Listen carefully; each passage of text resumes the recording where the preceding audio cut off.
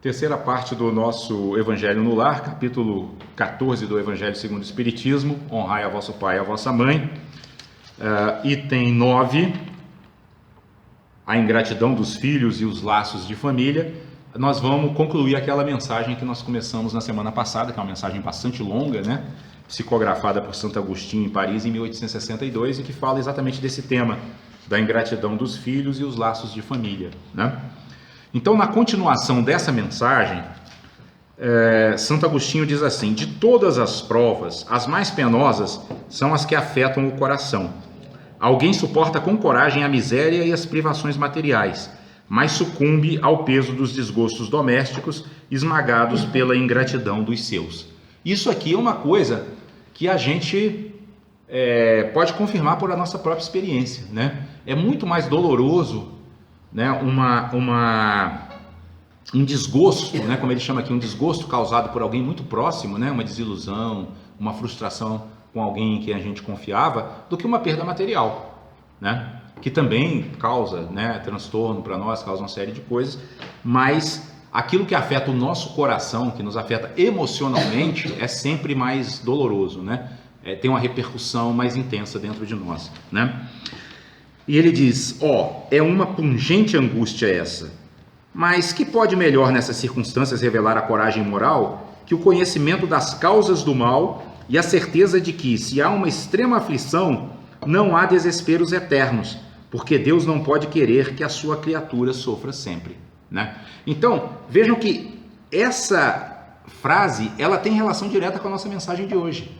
Qual é a nossa mensagem de hoje? É o quê? Melhorando sempre, né? E vocês repararam que na conclusão da mensagem, ele diz que ao melhorar o ambiente, nós nos melhoramos. E ao nos melhorar, nós melhoramos o ambiente. Porque é tudo inseparável, né? As coisas caminham interconectadas, são interdependentes, né? Então, o que ele está dizendo aqui é que para aqueles que já estão imbuídos de uma motivação de crescer espiritualmente, o próprio desgosto pode ser um objeto de prática, né? Porque a gente pode olhar para aquele ato que a pessoa praticou, né? E ao invés de cultivar o nosso desgosto, gerar um pensamento compassivo em relação a nós e ao outro, para fazer o que eu posso fazer para melhorar essa relação, né? Por que essa pessoa agiu dessa maneira? Por exemplo, hoje nós adquirimos aqui conhecimento sobre karma primário. Quando a gente adquire esse conhecimento, a gente tende a ser um pouco mais tolerante, porque a gente percebe que nós temos karmas primários, os outros também têm. Eles também fazem muitas coisas que muitas vezes não gostariam de fazer. Muitas vezes a pessoa nos magoa de maneira inconsciente, não intencional, né? Ou até acha que nem magoa, ela nem percebeu a leitura que a gente tem. Tem várias possibilidades, percebem?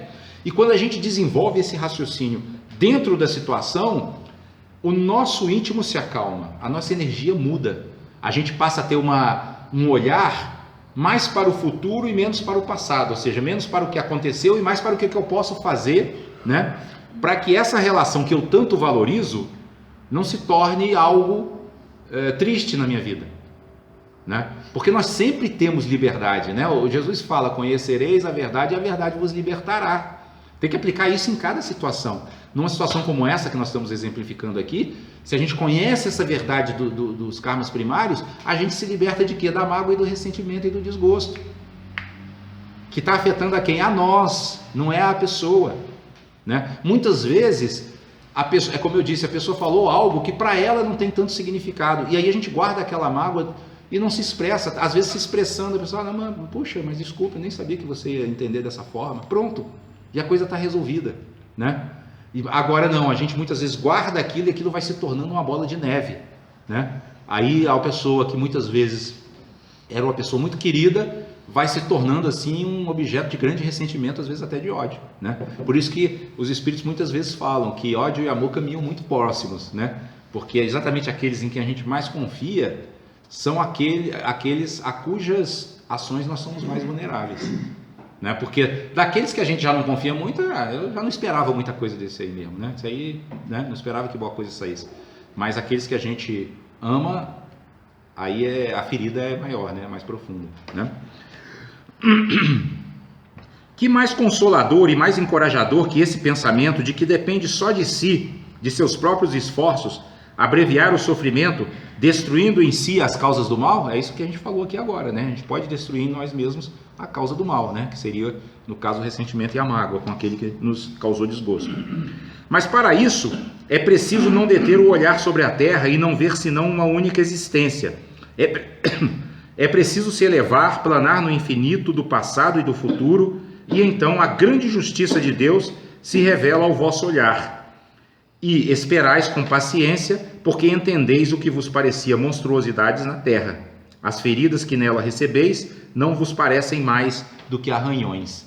Olha a conexão que tem essa frase com a nossa segunda parte aqui, sobre os karmas, né? É exatamente isso que ele está dizendo. Se a gente amplia a nossa visão e percebe que todas as pessoas que estão convivendo conosco estão trazendo essa bagagem milenar, né, de marcas mentais muitas vezes extremamente profundas, né, a gente passa a ter um olhar mais tolerante, né, menos, vamos dizer assim, voltado para o nosso ego, né, que fala assim, pô, eu não podia ter feito isso comigo, não podia ter falado isso para mim, né. Isso já é uma demonstração de que a gente está muito voltado para a nossa, vamos dizer assim, autodefesa, né, autoproteção. Isso já faz o quê? Com que a gente amplie as coisas, dê uma dimensão que às vezes elas nem têm, né? Vocês podem reparar que as pessoas que são mais narcisistas se afetam mais pelas críticas do que aqueles que não têm tanto narcisismo, né? Porque é a própria visão de si próprio como alguém assim muito valioso que fala assim, não, ele não pode falar isso comigo, com quem ele pensa? Ele pensa que está falando com quem, né?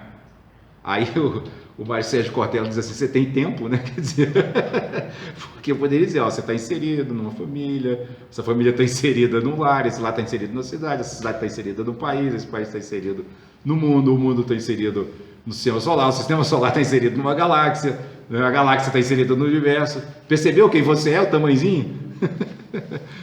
Vocês já viram isso? Ele faz toda uma exposição que dura quase, eu estou fazendo aqui resumida, né? Porque não dá tempo. Uma exposição que dura lá uns 10, 15 minutos, e depois ele diz que quando a pessoa fala para ele, você sabe com quem você está falando, ele pergunta, mas você tem tempo? Que é para ele fazer toda essa exposição e mostrar a pequenez de todos nós nesse aspecto, né? Para se valorizar tanto e achar assim que, sabe, ninguém pode fazer isso aqui que eu já me sinto, né, afetado. E aí Santo Agostinho continua, nesse golpe de vista lançado sobre o conjunto, os laços de família aparecem sob sua verdadeira luz. Não são mais os laços frágeis da matéria reunindo os membros, mas os laços duráveis do espírito, que se perpetuam e se consolidam em se depurando em lugar de se romperem pela reencarnação. Isso é muito bonito, né? Quando a gente vê que a família é a reunião de espíritos milenares, né, que estão caminhando há milênios e milênios, muitas vezes juntos, muitas vezes separados, né? A dimensão dos acontecimentos se torna muito menor, né? Porque a gente, inclusive, deveria respeitar a história dos outros. Cada um de nós tem uma história milenar diferente, né? Tem marcas mentais diferentes, né? E cada um de nós tem, para com o outro, a obrigação da tolerância e não da rigidez, né? Nós temos que ser rígidos, não rígidos, mas nós temos que ser atentos conosco mesmo, porque as nossas ações, a nossa fala e os nossos pensamentos é o que nós podemos controlar. O dos outros nós não podemos. O dos outros nós podemos, assim, dar a eles ensinamento, seja pela fala, seja pelo exemplo, né? Pelo exemplo como? Ao invés de aumentando o conflito, né, trazendo elementos para que a coisa possa se harmonizar, possa ficar melhor, né? E Santo Agostinho continua, os espíritos que a semelhança dos gostos, a identidade de progresso moral e a afeição leva a se reunirem, formam famílias. Esses mesmos espíritos, em suas migrações terrestres, se procuram para se agruparem como o fazem no espaço. Daí nascem as famílias unidas e homogêneas, e se em suas peregrinações estão momentaneamente separados, porque pode acontecer isso, né, de momentaneamente nascer em famílias diferentes, reencontram-se mais tarde, felizes com os novos progressos. Mas como não devem trabalhar unicamente para si, Deus permite que espíritos menos avançados venham a se encarnar entre eles para aí aurir conselhos e bons exemplos no interesse de seu adiantamento. Então a família não é só a reunião de espíritos afins, né? É a reunião também de espíritos que podem, que têm necessidades às vezes espirituais bastante grandes, né? E que podem se beneficiar do convívio com aquela família. São aquelas pessoas que a gente muitas vezes chama de pessoa difícil, né? Aquela ovelha, existe até a expressão, a ovelha negra da família, né? Por quê? Porque serve para essa pessoa, né? Para essa ovelha negra, para ela que ela progrida, e para também aqueles que estão no contato com ela, exercitando também a caridade, a tolerância, a compreensão, né? Lembrando sempre que o fazer o bem, como diz a mensagem de hoje, melhorando sempre, não é passar a mão na cabeça, é satisfazer necessidades, não é atender a desejos. Normalmente aquilo que a gente chama de pessoa difícil é uma pessoa caprichosa, que gosta muito que satisfaçam as suas vontades, mas satisfazer vontades não ajuda a pessoa a evoluir espiritualmente. A gente tem que pensar nas necessidades dela, né? E normalmente essas pessoas chamadas de pessoas difíceis tem muita habilidade para fazer chantagens emocionais, então a gente tem que ser habilidoso e lúcido para manter a firmeza, dizer não é isso que você precisa, ainda que não diga com palavras, né? Porque é melhor ainda dizer com ações, né? Não, simplesmente não fazendo aquilo que não tem que ser feito e fazendo aquilo que tem que ser feito, ponto, né? Não estamos aqui para agradar, estamos aqui para amparar, ajudar, assistir, que não é agradar. E Santo Agostinho conclui dizendo... Mas como não devem trabalhar unicamente para si, Deus permite que espíritos menos avançados venham a se encarnar entre eles para aí aurir conselhos e bons exemplos no interesse do seu adiantamento. Eles causam por vezes perturbações, né? Mas aí está a prova, aí está a tarefa. Acolhei-os, pois, como irmãos, vinde em sua ajuda, e mais tarde, no mundo dos espíritos, a família se felicitará de haver salvo do naufrágio os que, a seu turno, poderão salvá-la de outros. Olha como muda completamente, né, a visão, né? Aquela pessoa não é mais uma pessoa difícil, né? É uma pessoa que eu posso ajudar a salvar do naufrágio espiritual. E mais do que isso, se eu conseguir fazer isso, se eu conseguir prestar essa ajuda, eu gero karma meritório, o que vai me ajudar muito no avanço da evolução espiritual. Esse é o ponto, né? Por isso que a inseparatividade é um ponto fundamental, né?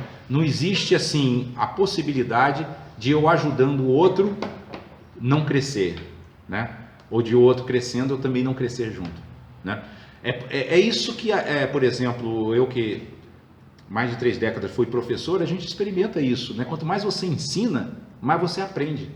É interessante isso, né? Porque os bens materiais, quanto você mais dá, menos você tem, né? Você tem uma quantidade em dinheiro, deu X, você tem aquela quantidade menos X. Mas espiritualmente, né? Intelectualmente, né? Quanto mais você dá, mais você tem, mais você ganha. Não é por outro motivo que Francisco de Assis, que era um espírito extremamente elevado, falava, é dando que se recebe. É isso que ele estava resumindo, esse princípio, né?